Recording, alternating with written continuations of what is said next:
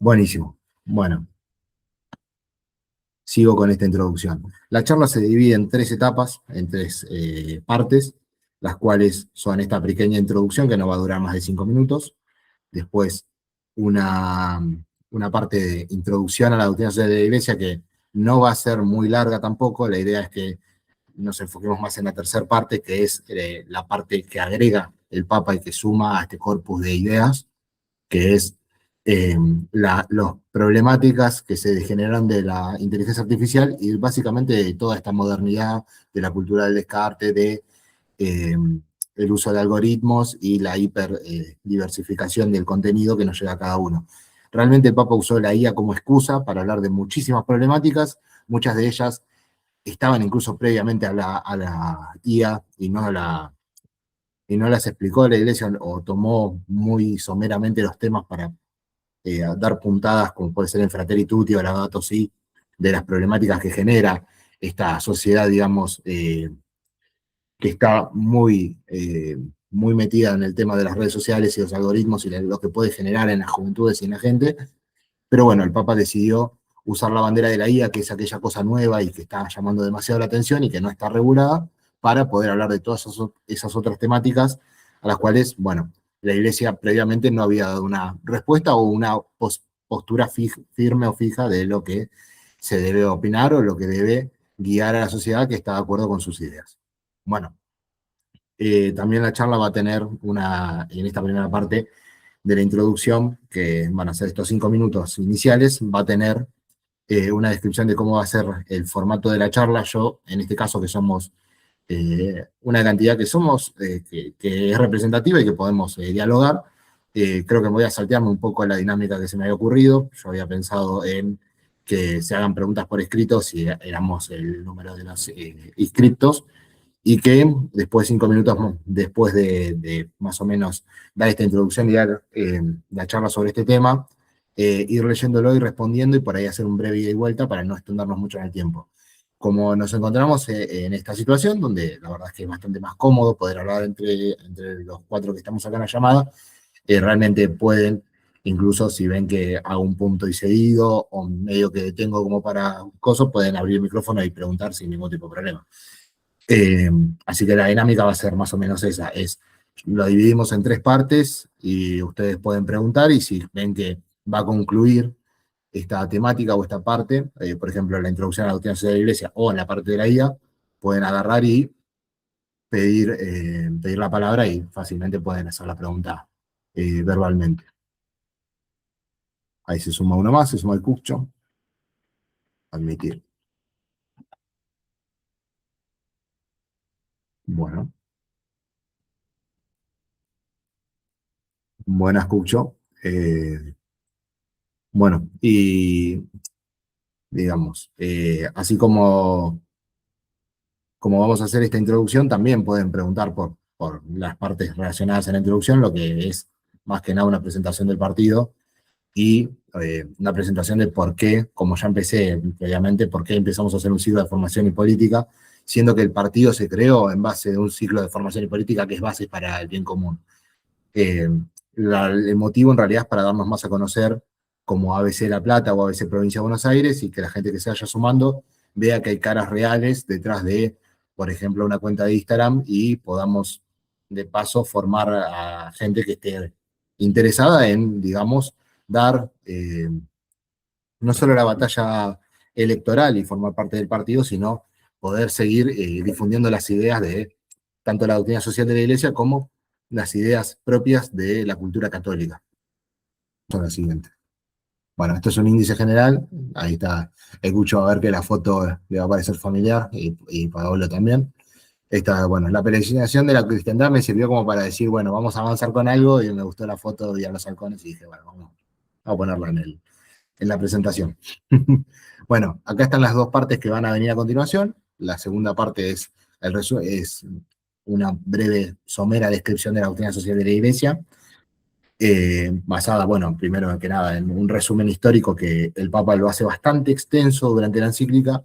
La idea es ser muy somero, es más, lo voy a dar demasiado por encima. Si alguien quiere hacer historia de la doctrina social de la Iglesia, podemos organizar una charla, La verdad que es muy interesante, pero es demasiado extenso. Las encíclicas son largas, se hace muy, digamos, muy pesado por ahí el análisis y está muy bueno, pero requiere, digamos, una profundización del tema que ni la encíclica esta del Papa tiene, ni yo lo puedo preparar para una charla de menos de una hora.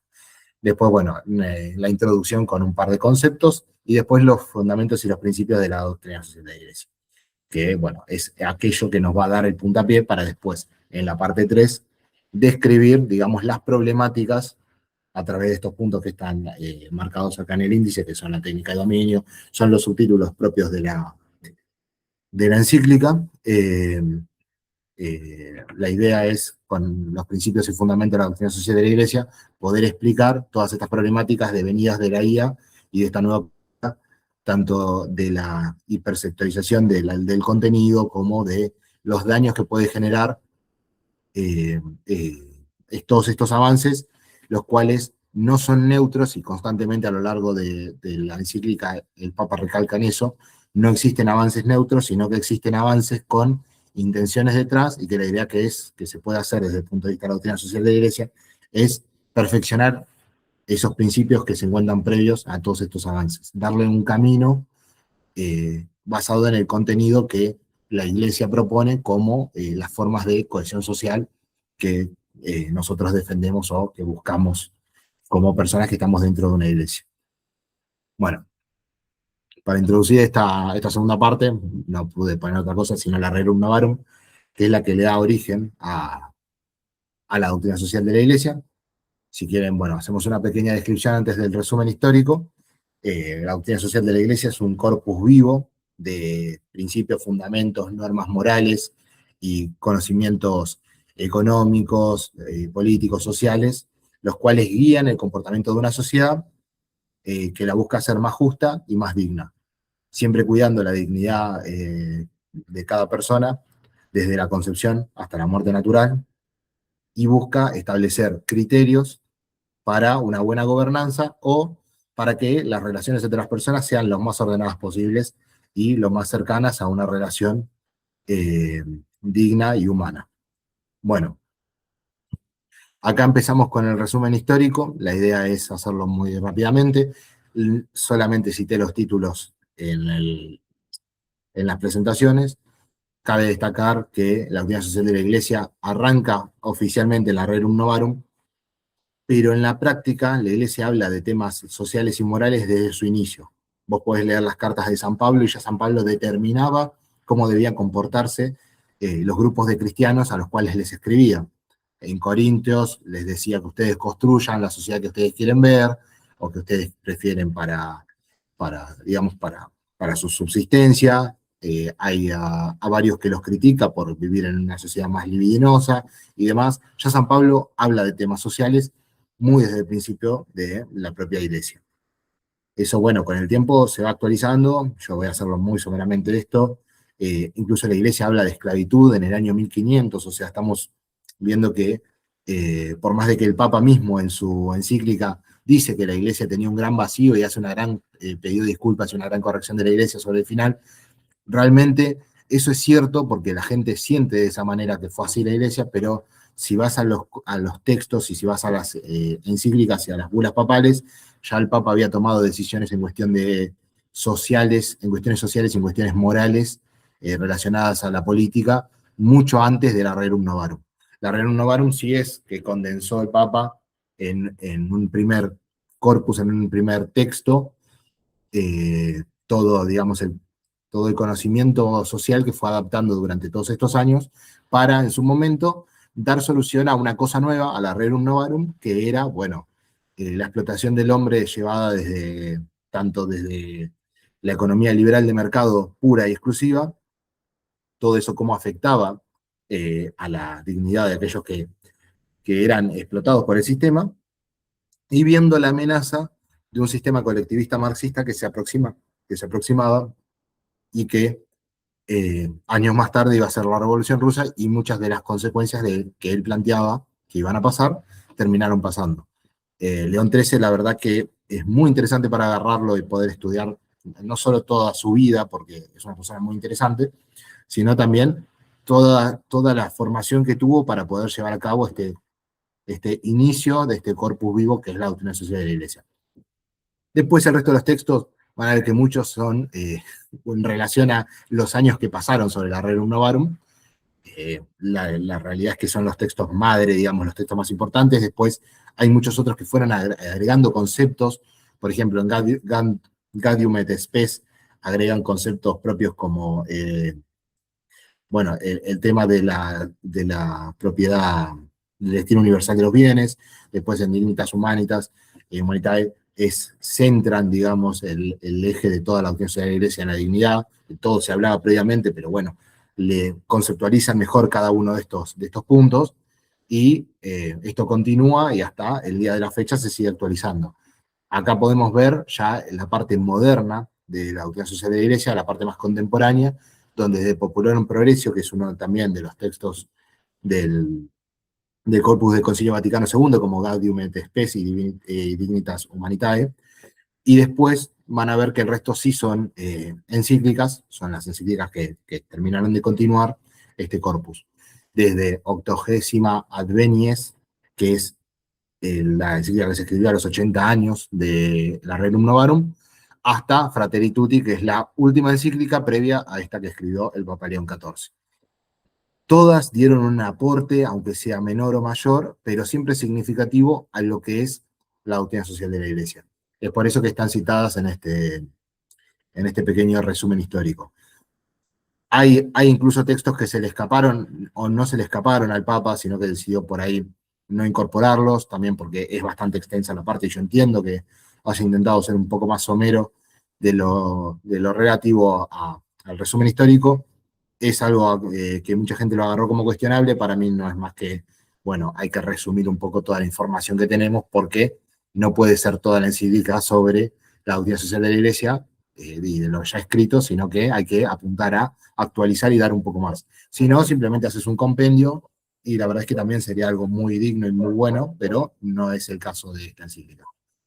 Bueno, para seguir avanzando con el tema de la doctrina social de la Iglesia, hay que entender que esta tiene tres fundamentos muy importantes, en los cuales a través de esto se delegan los principios, y a través de los principios se delega la forma que nosotros tenemos de interactuar en sociedad, y la forma que tienen los políticos, que deberían tener los políticos para llevar a cabo las distintas políticas públicas o distintas legislaciones o normativas para poder dar solución a las problemáticas de cada uno de los tiempos, que es básicamente para eso que estamos reunidos acá.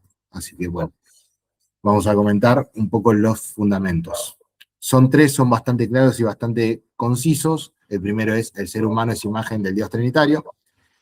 Básicamente nosotros, al estar creados a imagen y semejanza de Dios, estamos pensados en su relación con Él y la búsqueda de llegar en algún momento a estar a su lado. Entonces tenemos que perfeccionar a la sociedad lo más que podamos para poder acercarnos a esa relación, y no hay nada más digno y más humano que la relación de una persona que está hecha a imagen y semejanza de Dios. El carácter de persona, ya persona en sí, es una palabra que deriva de la forma que tenían digamos, en griego, de hablar de las distintas personas de Dios. Entonces, por algo es tan importante este fundamento de que estamos hechos tanto a imagen y semejanza de Él, como hechos para una relación con Él. Bueno, el segundo fundamento es la igual dignidad de todos los seres humanos.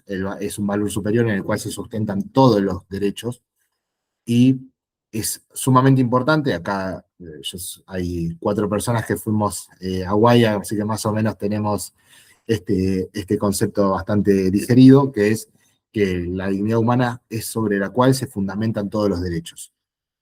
Y es muy importante no subvertir este orden, porque si no es algo que se puede sustraer, o algo pasa a ser algo relativo del poder de turno. En cambio, si la dignidad, que es perenne y es perfecta, es atribuible a toda la humanidad, ergo todos los derechos son atribuibles a toda la humanidad. Y hay que construir en base a eso, a que los derechos son iguales para todos. Y luego está el último fundamento, que es el altísimo valor de los derechos humanos.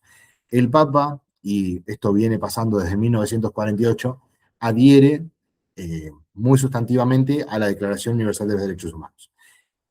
Habla, bueno, es un poco repetitivo y recursivo el hecho de que, bueno, son muy importantes porque están basados en la dignidad humana, pero aunque parezca algo repetitivo, es algo a tener en cuenta porque tanto la dignidad es importante como los derechos devenidos de esa dignidad, y la Declaración Universal de los Derechos Humanos hizo un favor muy grande en poner que estos derechos son fundados en la dignidad. Eso ya quedó sentado sobre piedra y es muy difícil que se pueda cambiar. Tanto por, digamos, gente que hoy quiera pervertir eso, como, digamos, el propio devenir del tiempo que busque borrar con el codo lo que escribió con la mano. Eh, es muy importante tener en cuenta que esta Declaración Universal de los Derechos Humanos fue pensada en un carácter claramente humanista, claramente pensado en valores muy semejantes a los de la doctrina social de la Iglesia.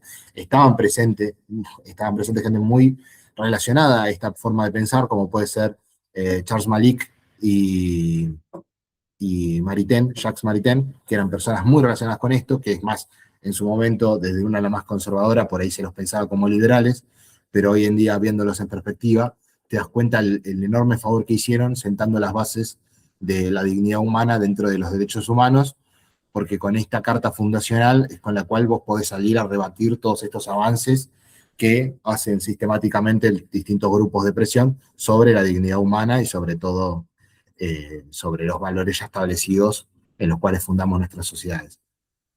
Bueno, aparte de esos fundamentos, si voy muy rápido y si tienen ganas de acotar algo o lo que sea, está más que bienvenido cualquier tipo de acotación y cualquier... Y si estoy siendo poco claro, también me lo pueden hacer saber. Yo intento no robarles mucho tiempo de este sábado, así que por eso voy con cierta velocidad. Bueno, los principios de la doctrina social de la Iglesia son 5, en realidad son 6, pero el Papa distinguió el último como con una fortaleza un poco superior, entonces hizo un capítulo entero de ese sexto principio, pero a priori vamos a dar estos 5, que son el principio del bien común, el principio del destino universal de los bienes, el principio de subsidiariedad, el principio de solidaridad y el principio de la justicia social. El principio del bien común está pensado en que, bueno, el fin último de todas las sociedades y de toda cooperación humana es el bien común. ¿Y qué es el bien común? No es la suma aritmética de los bienes de cada uno de nosotros, porque eso puede llegar incluso a ser contrapuesto y conflictivo, sino que es un conjunto de, digamos, condiciones de la vida, ahí lo tengo definido, podría leerlo, es más claro, es un conjunto de condiciones de la vida social que hacen posible a las asociaciones y a cada uno de sus miembros el logro más pleno y más fácil de la propia perfección. Son un conjunto de condiciones que te hacen poder llegar a una perfección en tanto a ser social y en cuanto a ser individual, a través de las condiciones que te son dadas por la propia sociedad. Ese es el bien común. No es una suma de bienes y no es algo que se debe brindar por parte del Estado como una serie de conceptos que te los van dando. No es, bueno, vos necesitas salud, te doy un hospital. Es que vos puedas tener acceso a esa salud. No necesariamente lo tiene que hacer un ente estatal, sino que lo puede hacer un privado, sino que lo puede hacer una asociación de fomento, lo puede hacer cualquiera. El bien común es la condición de que vos puedas acceder, no es que te lo brinda. Esa es la gran diferencia y es por eso que es menos conflictiva la definición de lo que uno quisiera o de lo que uno pensara. Si uno habla de bien general, suele ser más conflictivo porque buscas promediar que haya un bien superior para la mayoría de personas, dejando excluido a cierto grupo y viéndolo como un mal necesario. En este caso no. Todos llegamos a esas condiciones mínimas, todos tenemos las condiciones para poder perfeccionarnos, perfecto. Vamos a luchar porque esas condiciones sean un poco mejor. Pero a priori es que vos puedas lograr tu propia perfección por tus propios medios. Perfecto. El segundo principio, que es el destino universal de los bienes, también es bastante conflictivo. Siempre la Iglesia tiene esa parte, esa pata de que no está posicionado en un punto medio entre teorías colectivistas y teorías liberales, sino que tiene una respuesta que deja inconforme a los dos, pero está bien pensada esa respuesta. El destino universal de los bienes no significa que todo es de todos, sino que significa que todos podamos gozar de algo que se nos es dado, como es la naturaleza, como es la salud, como son digamos, aquellos bienes que, ¿cómo se llama esto? Nosotros deberíamos gozar por el simple hecho de ser personas y tener dignidad. no atenta contra la propiedad privada, ni mucho menos, sino que la propiedad privada es parte de esos bienes que son universales, pero está subsidiada la propiedad privada a el correcto uso de aquellos bienes y no puede ser una excusa para destruir lo que es propio de la casa común, lo que es propio de todos.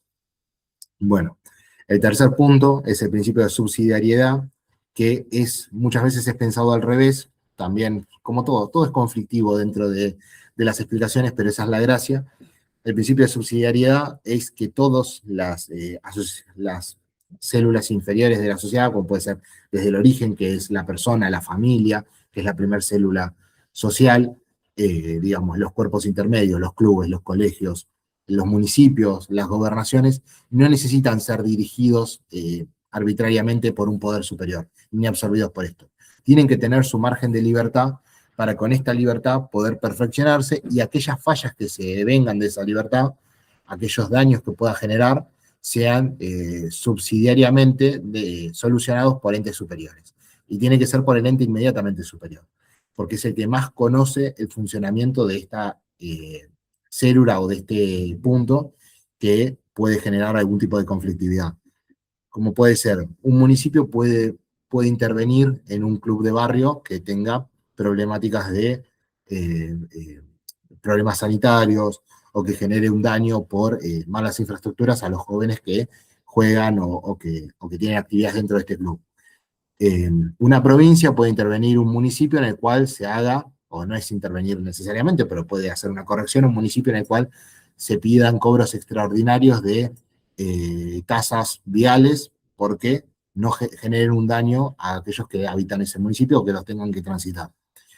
Una familia puede corregir a un hijo que está cometiendo algún tipo de error. Siempre es subsidiario, siempre va de el órgano inmediatamente superior al cual ejerce o puede tener un problema digamos, puede generar algún tipo de problema en su libertad. Pero no, como esto no puede absorber completamente a este órgano inferior y debe darle la libertad de que éste pueda perfeccionarse por sus propios medios y que pueda alcanzar su fin para el cual fue creado. La persona fue creada para llegar a Dios, la familia para cultivar y cuidar de aquellos jóvenes que nacen y que entran en sociedad, los colegios para educar, los hospitales para dar salud, los clubes de barrio para formar a los jóvenes y dar valores, la iglesia claramente para custodiar esas almas y llevarlas a Dios, los municipios para brindar los servicios elementales y mantener cohesionada la sociedad, bueno, las provincias y el Estado Nacional con sus fundamentos y digamos, sus misiones. Eh, por eso, el principio de subsidiariedad es dar libertad al órgano inferior, al individuo, a la familia, al club y a todos los órganos inferiores, sin absorberlos, pero corregir aquellos errores que puedan devenir de su libertad. Perfecto. El principio de solidaridad claramente está fundado, es la virtud de la solidaridad, está fundado en el valor de que nadie se salva solo, eso es una frase del Papa Francisco, bueno, también creo que se dice en el Eternauta, eh, que la función es, bueno, a través del acto de solidario, es no abandonar a los más necesitados. Toda la sociedad tiene el deber de mantener y hacer subsistir aquellas vidas que son menos favorecidas. No solo desde el punto de vista económico, sino desde el punto de vista, digamos, de desarrollo, gente que haya tenido problemas de desnutrición, gente que sea muy mayor, ancianos, los niños recién nacidos. Siempre hay que pensar desde el punto de vista del más débil. Y eso se va a reforzar en la siguiente parte de la charla bastante, porque es uno de los puntos más atacados en esta modernidad. Y el último principio es el principio que más va a hacer acordar a un partido político nacional, que es el principio de la justicia social. La justicia social es algo que viene desde Aristóteles y sistemáticamente es bastardeado el concepto. Es un tipo de justicia en el cual su definición es bastante más abstracta. O sea, reconoce que hay una capacidad, una forma de ordenamiento social, económico, político, que permite a todos, incluso sobre todo a los más frágiles, vivir de una manera digna, humana, la relación más humana posible con la gente más débil. Este tipo de principio no presupone que yo tenga que abolir todo tipo de esfuerzo de aquellas personas que yo considero débiles de manera arbitraria. Que eso también se ve bastante en el hecho del día a día cuando se habla de justicia social. Bueno, la justicia social tiene que hacer que la gente no tenga que trabajar y esforzarse. No, para nada. La justicia social tiene que hacer que la gente pueda perfeccionarse y que tengan la capacidad de llevar a cabo sus, digamos, actividades y sus desafíos del día a día, pero custodiando que los más débiles no estén abandonados a la buena de Dios. Porque Dios es muy bueno, pero siempre la sociedad tiene que dar su granito de arena. Y no es, el principio de justicia social también, no es solamente relativo al Estado, es relativo a toda la sociedad y a cada uno de los entes que conforman un Estado nacional, como pueden ser, como dije, las familias, los clubes y demás. Todos los que conformamos un país somos capaces de poder llevar a cabo la justicia social con aquellos que tenemos inmediatamente prójimos. Paolo, Mati, Has, si quieren decir algo, yo, si no, continúo con la siguiente parte. Creo que algo que venía maquinando, que tal vez es un poco paradójico y por suerte para bien, que muchas de estas cosas que la Iglesia sostiene desde hace mucho, parece que ciertos discursos políticos o se los apropian o se los ningunean a la propia Iglesia, ¿no? Pero justamente con el advenimiento de las tecnologías y de la comunicación le permite a la Iglesia tener herramientas para mostrar que estas cosas las sostiene hace mucho. Viste el típico discurso de la edad oscura donde la iglesia era el único que te traducía y te transcribía los textos. Tenemos esos textos hoy porque la iglesia los mantuvo vivos durante siglos y milenios. Eh, Creo que le permite, paradójicamente, la tecnología hoy, en este caso, y con esta encíclica, eh, recordarle a la gente de la población que la iglesia también tiene un conjunto de eruditos que se encarga de ver estas cosas más adelante. El derecho siempre llega a la saga del hombre y la iglesia parece que nos damos cuenta en retrospectiva, pero llega temprano. Como Sí, bueno, veníamos hablando, Rerum Novarum llega antes del derecho laboral. Laudato si, antes de que nos cuestionemos el derecho ambiental. Nadie osa señalar a la inteligencia artificial como un problema abiertamente desde los gobiernos, pero la iglesia lo hace. Bueno, sí, paradójicamente la tecnología en este momento le está sirviendo a la iglesia para demostrar que estas cosas las defiende desde antes que el derecho. Eso. sí. Eso es una realidad. La iglesia siempre, siempre, siempre se adelantó a los temas. Es verdad que en muchos casos la iglesia se vio sorprendida con el advenimiento de algo nuevo, pero la Rerum Novarum sí fue un adelanto a las propias temáticas que se hablaron los próximos 50 años. El estado de bienestar es una forma de adaptación laica que obviamente tiene un montón de desperfectos porque se buscó quitar a Dios del camino, pero intentó y se aprovechó y se apropió de un montón de cosas que la Rerum Novarum empezó a mencionar.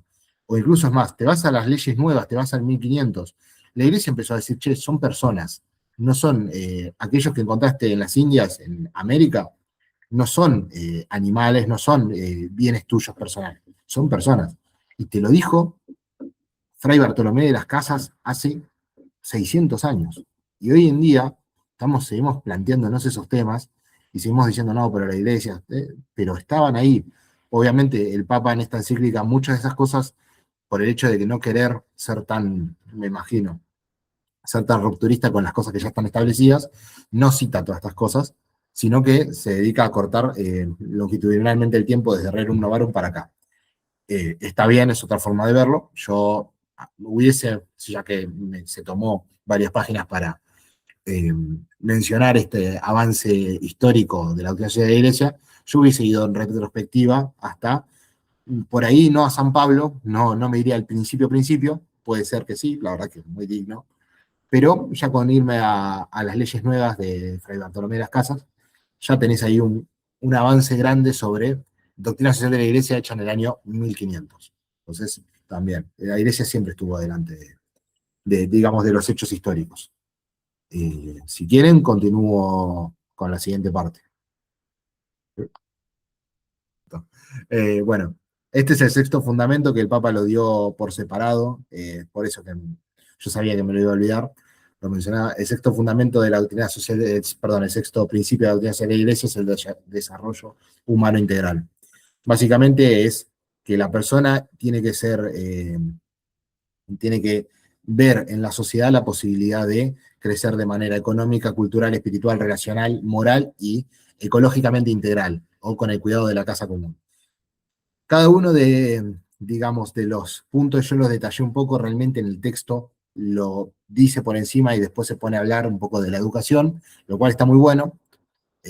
Yo siempre voy a decir, léanla, la encíclica, que está muy buena si no la leyeron. Si la leyeron, van a ver que esto básicamente sigue el hilo y el orden que ya está escrito, digamos, esta carta que escribió el Papa, pero eh, estos puntos no están tan desarrollados. Yo lo que quise poner es un poco qué significa el desarrollo económico, es que con el fruto de tu esfuerzo puedas tener tu propiedad privada. Es por eso que la Iglesia apoya abiertamente la existencia de la propiedad privada. Después, el desarrollo cultural es que, bueno, puedas enriquecer y construir al aporte cultural universal, y bueno, la creación de costumbres, valores y demás, que es lo que conforman una cultura. Espiritual, bueno, hacer crecer nuestra relación con Dios, que eso es mucho, muy importante, como diría la cita de los Simpsons, es muy importante, porque defender la libertad de culto es defender que la gente pueda pertenecer a la iglesia creada por Cristo, cosa que es, muchas veces es tomada la libertad de culto como un grito de laicidad, cuando es lo contrario, es un grito de, bueno, que la sociedad pueda pertenecer a un clero, pueda pertenecer a una iglesia que está basada y fundada en la verdad. Eh, esta parte, este principio de libertad de culto, está sobre todo, sale de encíclicas previas que hablan, bueno, de los regímenes totalitarios que prohibían la expresión de la fe católica. Es por eso que está detallado, justo detallo esta parte de libertad de culto. Después, eh, el desarrollo relacional es que, bueno, somos seres sociales y tenemos que construir nuestros lazos para poder forjar alianzas y poder forjar empresas y poder forjar toda la construcción social que hace que nos desarrollemos de manera íntegra con el prójimo. Después, el desarrollo moral tiene que ver con el crecimiento de virtudes y valores que hacen que como sociedad podamos vivir mejor y más ordenadamente. Elegí una foto muy característica que es, así se ve chiquito, pero espero que lo puedan visualizar, que es el encuentro de Juan Pablo II con quien le hizo el atentado, que es un poco la imagen más moral que uno puede llegar a encontrar, porque es un perdón, es una imagen de perdón que es nunca antes vista. Como una persona que intentó asesinarte, el tipo fue, se le acercó y le dio su perdón, y con eso esa persona se convirtió y evolucionó como persona. Bueno, y por último, bueno, la ecología integral, que el cuidado de la casa común, el Papa Francisco hace mucho hincapié en esto. Tiene que ver con que, bueno, con que las relaciones sociales tienen que ser justas y tienen que no dañar aquello que va a ser para nuestra posteridad, que son aquellos bienes que no son dados, que son creados y no son dados por la naturaleza, y la idea es que nuestras futuras generaciones y nosotros mismos, ya que la esperanza de vida va creciendo, podamos disfrutarlo hasta digamos, tengamos que abandonar este plano todos juntos. Pero bueno, es la no destrucción de la casa común.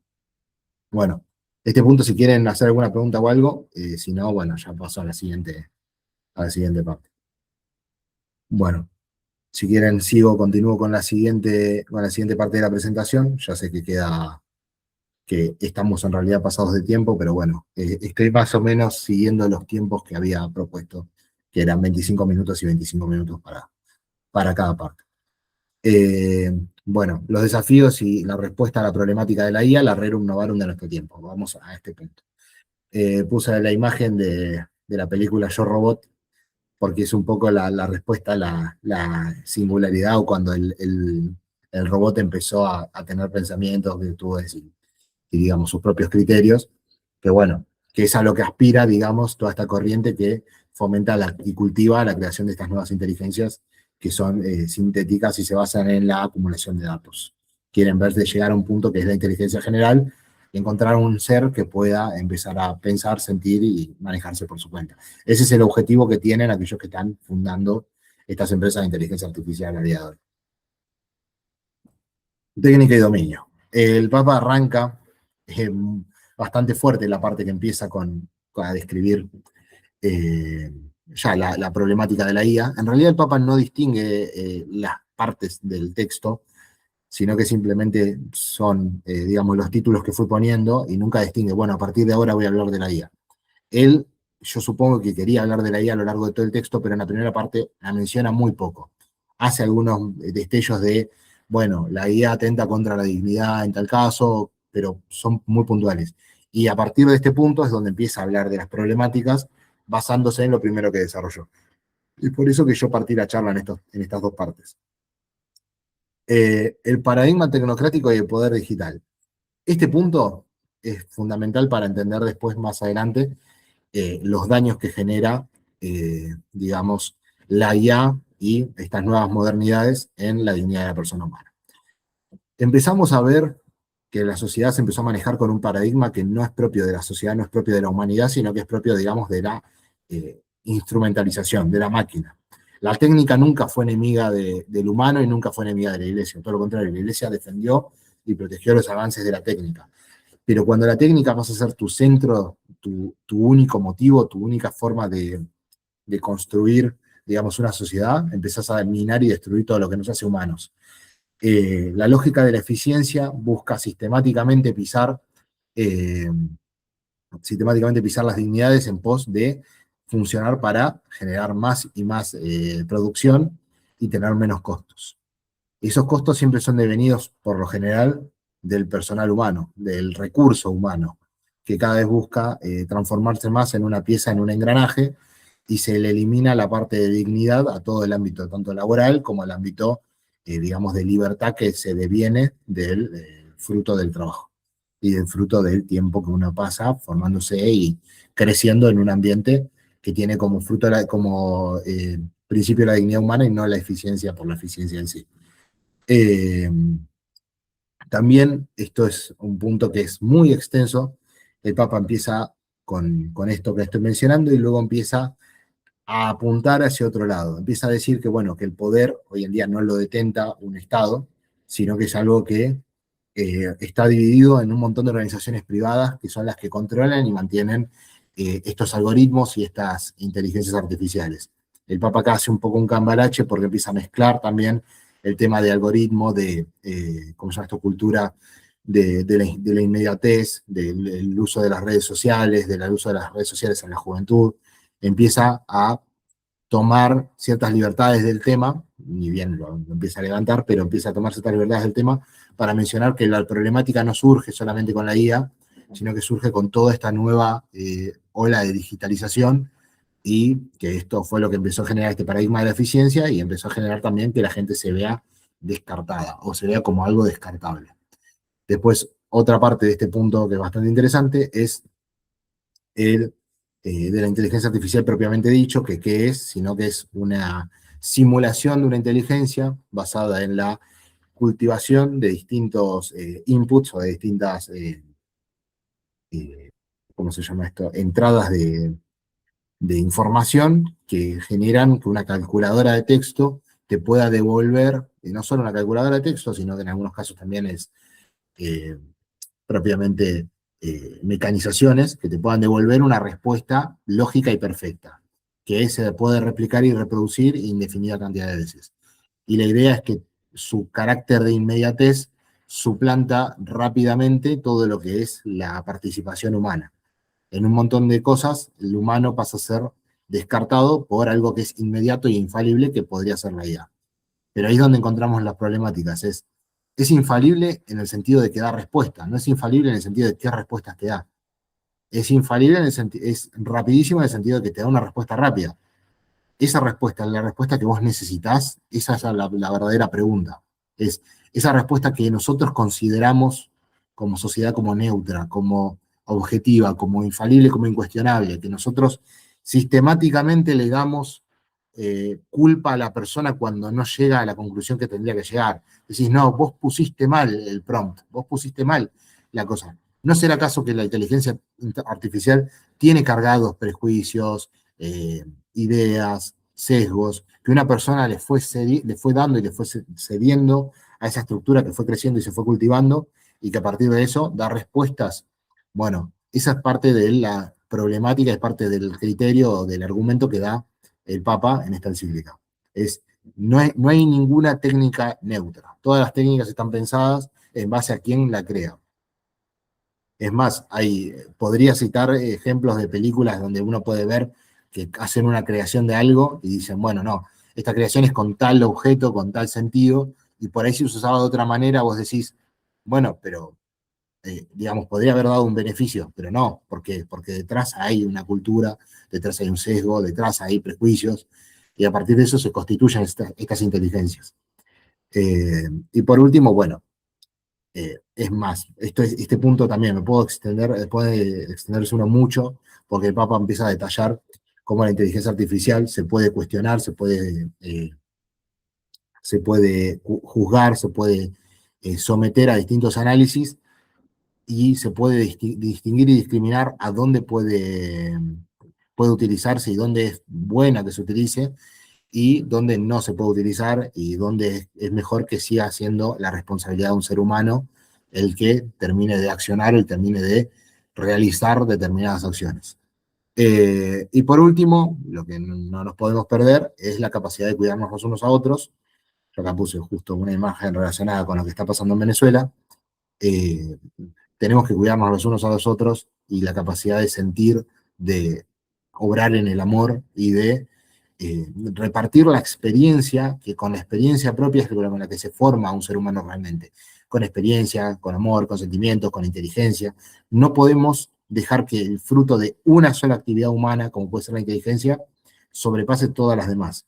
Cuando vos le das primacía a una característica humana por sobre todas las demás, terminas excluyendo a muchísima gente, porque la gente está abarcada por muchísimas características, cada una de ellas la interpela de maneras diferentes, hay gente que tiene mayores predisposiciones para una cosa o para otra, y si vos solo primás alguna, en este caso la inteligencia, queda descartado toda aquella que no es la cosa con la que tiene primacía, con la que tiene facilidad, y queda no solamente descartada, sino invisibilizada, directamente no es. Que eso es lo que puede generar también incluso el uso de la inteligencia artificial como criterio de selección. Eso después lo vamos a ampliar un poco en la siguiente diapositiva.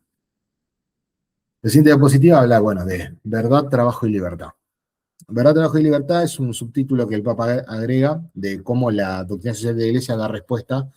Siempre voy a mencionar las cosas nuevas porque la Rerum Novarum básicamente es el ancla de la doctrina social de la Iglesia, es el punto donde pusimos el banderín, dijimos de acá para adelante construimos. Bueno, la doctrina social de la Iglesia va a dar respuesta a tres principales puntos y el último punto que está también puesto como una de las respuestas que tiene que dar en realidad es un llamado de atención a la sociedad en sí. El primero es la verdad como un bien común. Esto es muy importante porque la Iglesia se sienta en la verdad. Dice, bueno, Cristo es el camino, la verdad y la vida. Bueno, la verdad, cualquier tipo, digamos, de verdad basada en los hechos, tiene que ser contada porque es un bien para la sociedad. Y no puede ser manipulada, testeada, ni filtrada por distintos filtros, perdón por la redundancia, pero que no hagan que a la gente común, que a la gente que se informa de estas maneras, les llegue depurada y con una intencionalidad torcida. La verdad es que toda la vida la información fue filtrada y estuvo manipulada a lo largo de todos los años, los medios de comunicación, desde su fundación hasta la actualidad, siempre han tenido líneas editoriales. Lo que el Papa insiste en este punto es, bueno, si la línea editorial es el problema o si el problema es eh, el uso humano de la información, bueno, eso es un problema al cual el hombre ya está adaptado. El hombre no está adaptado a que la información la sesgue o la corte algo que es técnico, algo que es ajeno a nosotros, al cual vos le pones un filtro y a partir de ahí todo lo demás queda invisibilizado y todo lo que no corresponde a tu forma de pensar pasa a dejar de existir. Eso es lo que el Papa advierte. También este punto, como todo lo que vengo diciendo, perdón por repetirme, es extenso porque el Papa agarra y empieza a expandirse más allá del tema de la verdad, empieza a hablar de educación y empieza a hablar de las problemáticas que genera la manipulación de la verdad. La manipulación de la verdad en el sentido también de la creación de imágenes falsas, la manipulación de videos, la manipulación de perfiles, la creación de eh, perfiles en aplicaciones donde la gente que entra cada vez es más y más joven. Hay niños a muy temprana edad que entran en determinadas áreas, en determinadas redes sociales, en determinados juegos, y que en esos puntos hay personas con cierto grado de malicia que buscan aprovecharse de estos niños. Entonces pueden manipular la verdad a través de distintos software y generar, digamos, tanto contenido engañoso y que pueda hacerle daño a las juventudes que se están formando, como, eh, ¿cómo se llama esto? Como también puede generar que, bueno, que se distorsione la realidad y que el público en general pueda ver un hecho que no pasó, o pueda, todo lo contrario, pueda ignorar un hecho que está pasando que sea terrible. Esos son los filtros que puede generar la IA en el tema de comunicación.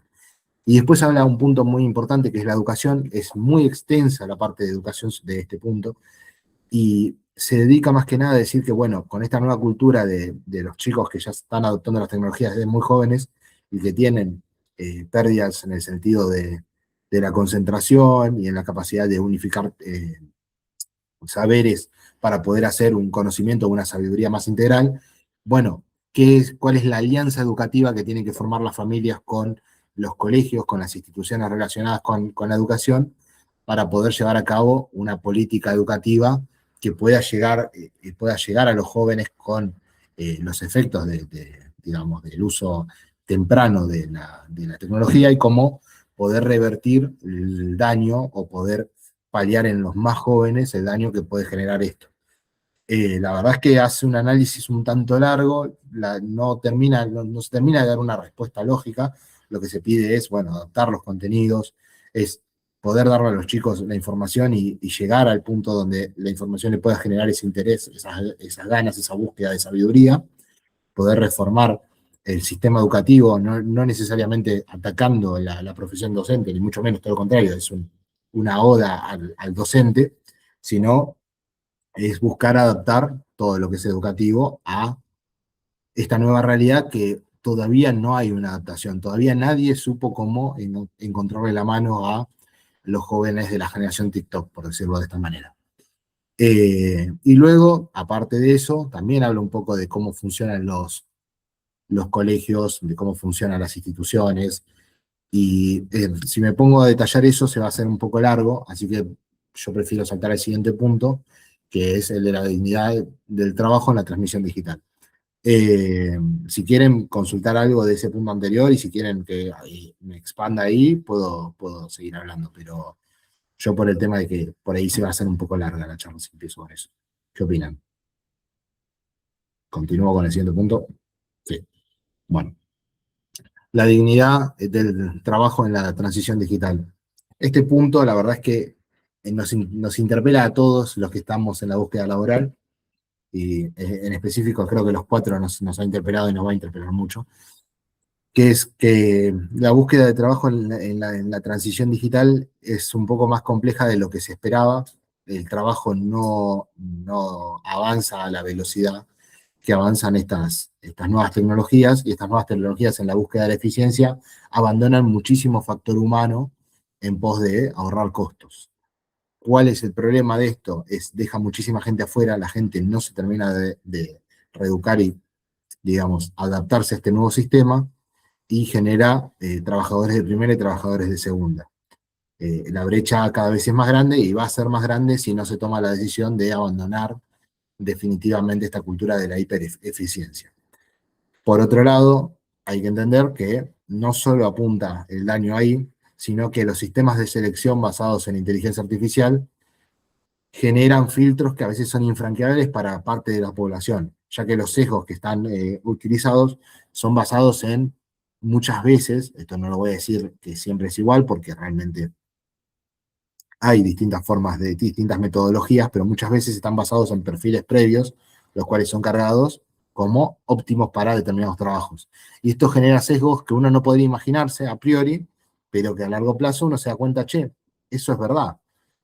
Como puede ser que, por ejemplo, muchos perfiles que hayan sido aceptados para un trabajo sean todos varones o sean todos mujeres, por lo tanto se descartará siempre al sexo que no sea mayoritario en determinado trabajo, solamente por ser digamos, de ese sexo.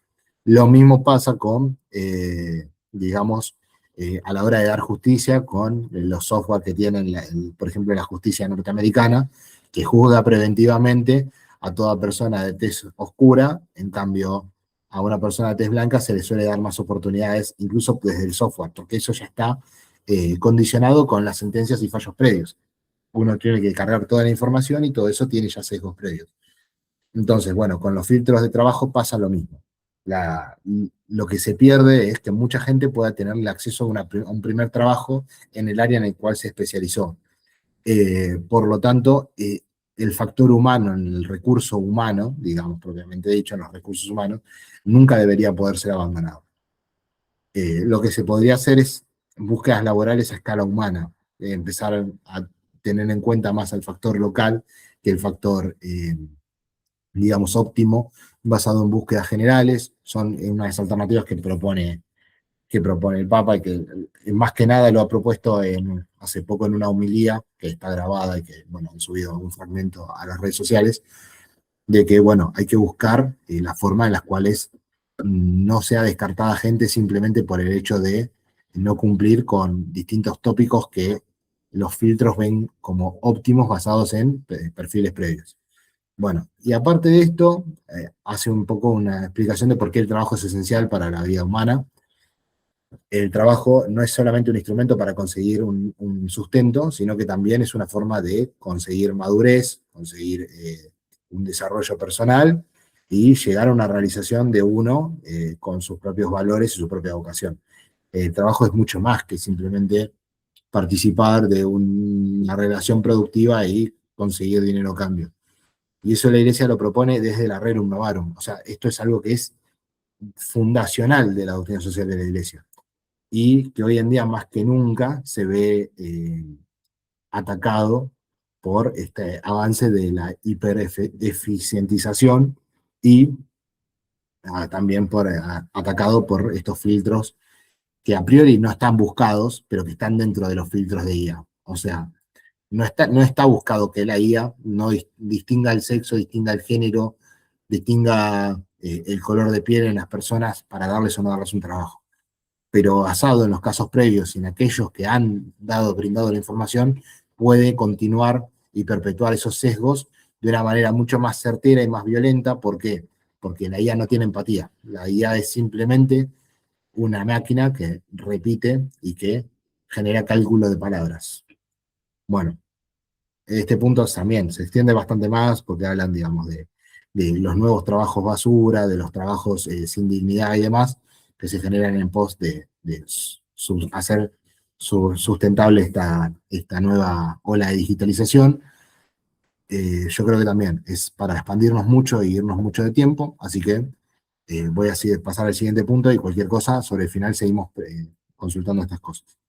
Bueno, custodiar la libertad frente a la dependencia y la mercantilización. Bueno, esto tiene que ver con la cultura de nuestro tiempo, la cultura de la economía del tiempo que tienen las aplicaciones con nosotros. Sistemáticamente nos volvemos esclavos de aplicaciones que nos roban todo el día y nos muestran publicidad sistemáticamente después de determinada cantidad de contenido para que estemos siempre atados y atentos a este tipo ¿cómo se llama esto? De software. Estamos atados y nuestra cabeza lo único que hace es generar dopamina y a partir de esa dopamina nosotros compramos o gastamos nuestro tiempo en estas cosas. Lo que plantea el Papa con esto es busquemos software y busquemos aplicaciones que sean más, digamos, más limpias contra nuestra libertad y con nuestra vida. O sea, no atente contra nuestra libertad y contra nuestra forma de vivir dignamente y humanamente. Lo cual es muy difícil porque la responsabilidad la tienen las empresas y las empresas por estas cosas no pagan ningún tipo de, digamos, de consecuencia, pero bueno, la idea del Papa es destacar esta problemática que también no tiene mucho que ver con la inteligencia artificial, pero sí tiene que ver con cómo los algoritmos están hechos para robarnos el tiempo, que es nuestro bien más preciado. Por último, bueno, la responsabilidad compartida es un punto que en realidad es un llamado de atención. El Papa dice que todos nosotros somos responsables por estos hechos, por estas problemáticas, y que desde el órgano más pequeño, desde el individuo, hasta la familia, hasta las empresas, los clubes, las escuelas, las universidades, todos somos responsables de generar nueva cultura de la hipereficiencia y digamos, de la pérdida del tiempo y de la libertad personal en pos de ser esclavos eh, de estas, digamos, dominaciones tecnológicas que se meten en nuestra cabeza. Bueno, la idea es que entre todos seamos capaces de dar una respuesta y de poder revertir los hechos de esta rerum novarum de nuestro tiempo.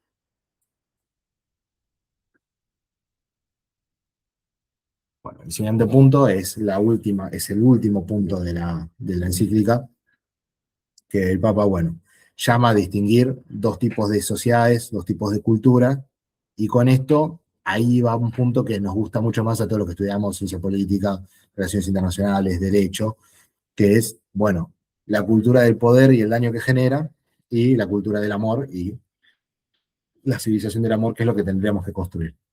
La cultura del poder, básicamente, es como vivimos hoy en día, con la normalización de la guerra. Hoy en día la guerra se graba y se transmite en vivo por YouTube y por distintos canales, y nosotros lo vemos como algo natural, como algo que es así porque debe ser así. Y es verdad, la guerra es algo que es inherente al ser humano. Nosotros vivimos en guerra. El estado de paz es simplemente un estadio entre guerra y guerra, según se plantea.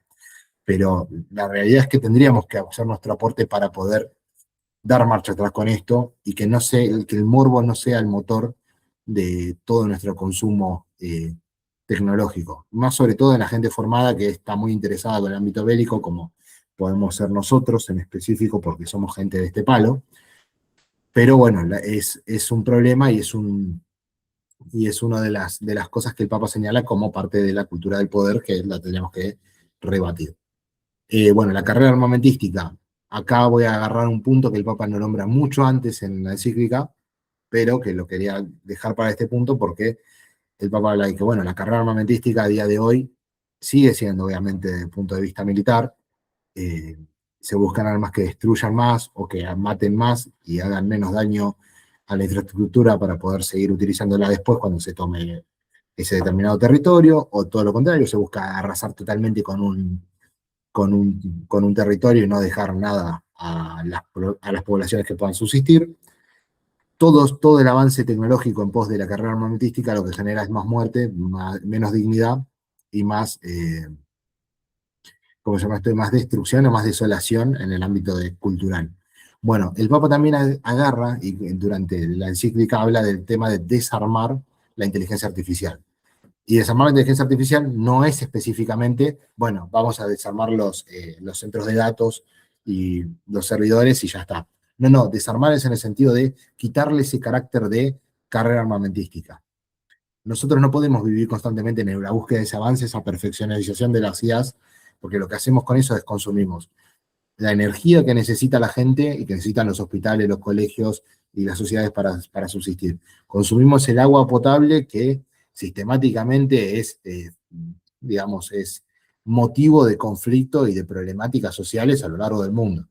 Consumimos, aparte de la energía eléctrica en sí, consumimos recursos naturales indispensables como lo son el silicio, como lo es el litio y como son un montón de bienes materiales que los estamos usando pura y exclusivamente para la inteligencia artificial y que no están dando los frutos que podrían estar dando y que podrían estar generando esa dignidad que nosotros podríamos estar teniendo.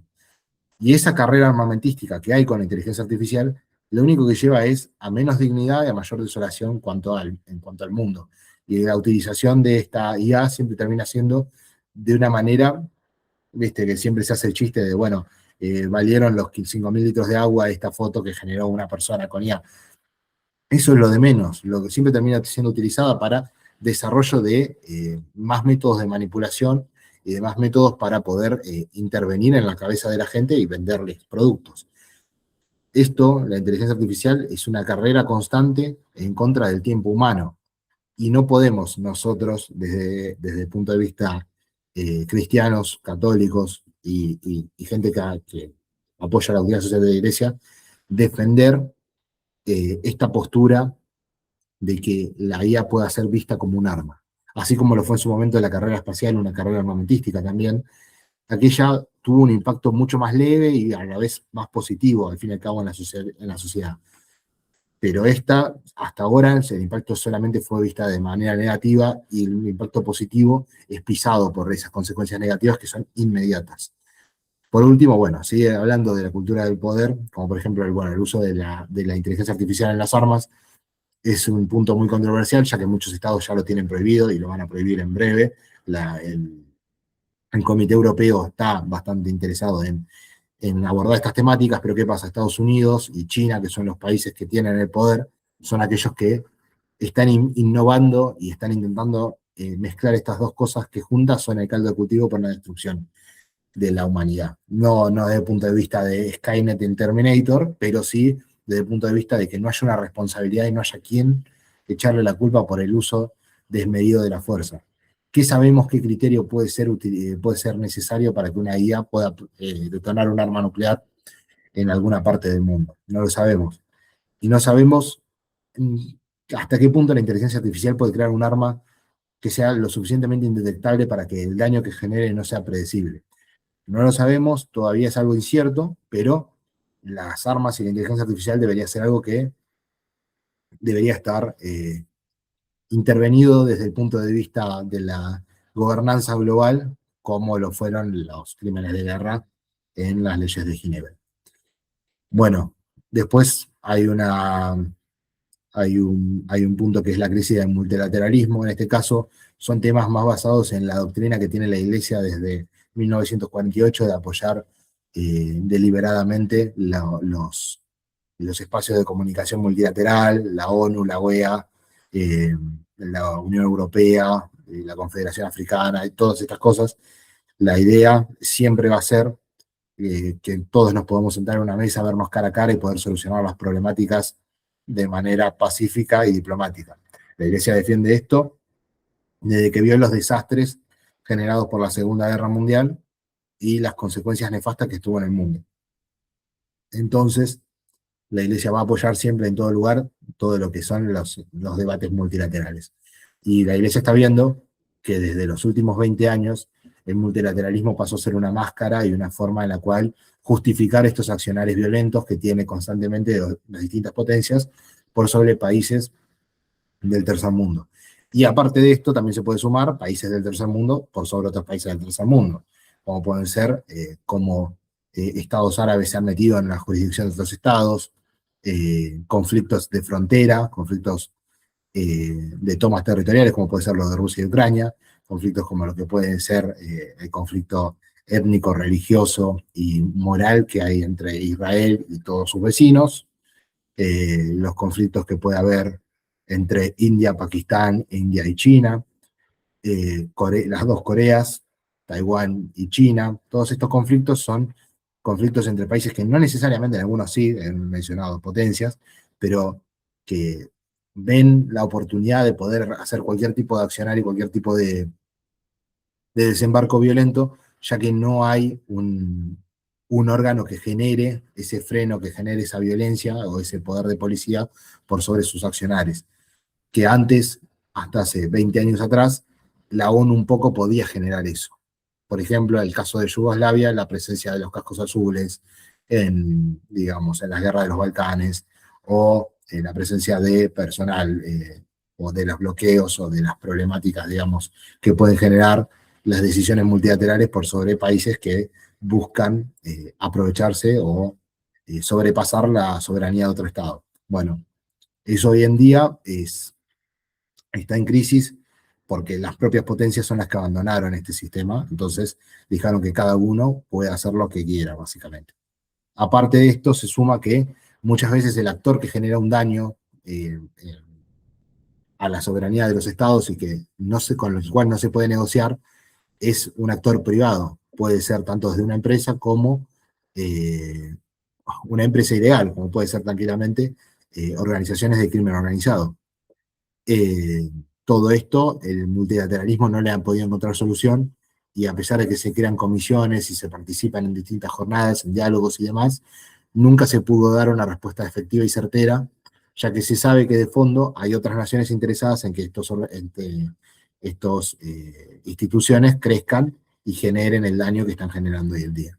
Entonces, todo ese desconcierto y toda esa bronca generan este último punto, que es el falso realismo o el nihilismo. ¿Qué es esto? De la sociedad de la cultura del poder dice, bueno, la guerra, y empieza a caer en el realismo político de las relaciones internacionales, la guerra es inevitable, lo que tenemos que buscar es que haya alguien muy poderoso que haga que la guerra sea muy costosa. Y además empezás a caer en la idea de que, bueno, no hay capacidad de regulación moral de las sociedades ni de aquellos que generan, digamos, estos crímenes que son transnacionales y que hacen un daño que no puede ser reparado por el multilateralismo. Entonces nosotros caemos en esa resignación, en ese nihilismo de, bueno, no tiene solución, bueno, comportémonos nosotros más o menos como queramos nosotros, si total los que están enfrente nuestro nos van a hacer un daño. Bueno, entonces esa es la cultura del poder que está instaurada hoy en día. La respuesta que da el Papa es la civilización del amor basada en la doctrina cristiana, que basa desde su origen, desde el Evangelio hasta ahora. Plantea varios puntos, la verdad es que son todos lo contrario de lo que plantea la cultura del poder, así que es bastante sencillo de ver. Primero que nada es dar nuestro aporte a no naturalizar la guerra, a no naturalizar el daño que genera el hombre contra el hombre, a desarmar las palabras, a buscar que nuestra forma de interactuar con el prójimo no sea directamente agresiva o dañina, sino tener consideración por aquellos que están en una situación contraria a la nuestra, que buscan y tienen intereses contrapuestos con nosotros. Después, construir la paz en la justicia, o sea, buscar que la justicia, en vez de ser una retaliación, en vez de ser una venganza, sea, bueno, una forma de conseguir una paz entre dos o tres partes que están en conflicto y que van a estar en conflicto toda la vida, bueno, que por lo menos sea un pequeño soplo de paz. Después, cultivar un sano realismo es saber que la guerra es inevitable, efectivamente, pero así como es inevitable la guerra, hay que construir instituciones que puedan dar solución a aquellos que son víctimas de esta guerra. Es hablando no solo cuando dicen dar nuestro aporte, es no hablando solo desde nuestro aporte personal individual, sino el aporte eh, nacional o el aporte estatal, que también cada uno tiene que dar de lo suyo. Y por último, bueno, la necesidad de la diplomacia y el multilateralismo, bueno, es un poco lo contrario de lo anterior, es, bueno, no solo que los estados se vuelvan a sentar en sus sillas y poder debatir entre ellos y dar la cara por las problemáticas que hacen, sino también, bueno, nos ponemos de acuerdo realmente y hacemos el esfuerzo para atacar todas estas organizaciones de crimen internacional que trascienden la soberanía de los estados y que generan daños masivos sin ningún tipo de consecuencia ni de responsabilidad, ni de toma de responsabilidad por el daño que genera. Esa es la respuesta del Papa. Bueno, de conclusión hay que desarmar la IA en el sentido de quitarle este carácter de carrera armamentística. Hay que considerar siempre a la persona como un hijo de Dios, como una persona creada a imagen y semejanza de Dios, que tiene una dignidad intrínseca y que los derechos humanos que se derivan de esa dignidad son inalienables, no son imposibles de eliminárselos. Después hay que entender que nosotros nos tenemos que comportar acorde a los principios fundamentales de la doctrina social de la Iglesia, que son 6 y son muy fáciles de comprender, que son el bien común, el destino universal de los bienes, la solidaridad, la subsidiariedad, la justicia social y el desarrollo humano integral, que es a lo que tenemos que aspirar como sociedad, que todos nos podemos desarrollar universalmente, tanto desde el punto de vista social y en la interacción entre nosotros, como desde el punto de vista gubernamental y político, como por último, desde un punto de vista educacional, o sea, darle a las futuras generaciones la capacidad de poder evitar los errores que nosotros cometimos por desconocimiento de estas nuevas tecnologías y de estas nuevas cosas que fueron surgiendo de imprevisto y que no le preguntaron a nadie si las queríamos. Estamos todos de acuerdo que pueden ser algo muy bueno y por eso las queremos y por eso las usamos, pero así como, no, como hay una frase muy interesante que Silicon Valley no le preguntó a nadie, no le preguntó a nadie si queríamos estas cosas, bueno, utilizarlas bien. Y no es solamente, bueno, vamos a darle criterios positivos y moral a la IA y con eso más o menos construir. Porque la moral que uno le pueda dar a una máquina tiene que ver con la repetición. Entonces lo que hay que hacer es cambiar toda la forma en la que nosotros tenemos de interactuar con esta máquina, que es una máquina que simula una conversación humana, que te hace olvidar ese verdadero diálogo que puedes tener con el hermano, con el otro, con el prójimo, y que también simula lo que es una inteligencia real. Detrás de eso solamente hay cálculo y hay experiencias pasadas de otras personas que contestan muy rápido y es muy inmediato, pero realmente no sabes si es la respuesta que vos necesitas o la respuesta que realmente que vos querés. Y bueno, eso es lo más importante que quiero dar en la charla y cualquier cosa podemos hablar y si están de acuerdo podemos tener un intercambio de algo y si no, vamos